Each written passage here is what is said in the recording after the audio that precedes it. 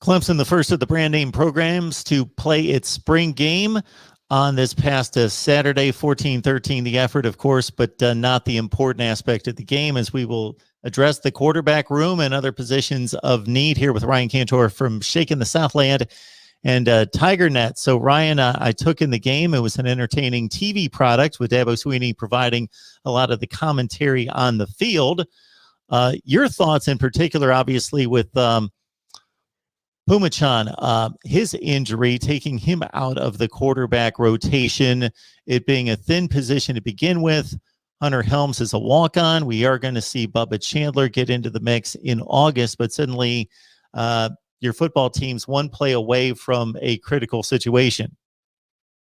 Yeah, and I think obviously if it comes to that against Georgia, they very well could be in trouble. But when you look across Clemson's schedule, do you worry about Clemson not being able to beat Wake Forest with Hunter Helms? Do you worry about them struggling against NC State with Hunter Helms? I'm not sure you do, and so I think those sort of injuries are a little bit less scary for Clemson than maybe like Georgia.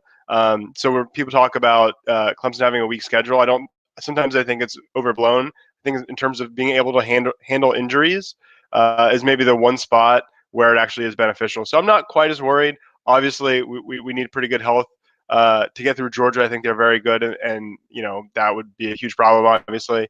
But I don't think it changes the projection for this team. Dabo was quick to point out in the post game from the spring game that in 2018 they had Hunter Renfrow and Will Spires right in the depth chart, right? They had basically one backup. So this isn't too different from that. Obviously, it's a vulnerability, but I don't think it's a likely game changer. How about that? We've seen DJ Uiagalelei play 3 games, Boston College, Syracuse, and Notre Dame. So is there anything that he showed on Saturday that showed you anything different than what you knew about him?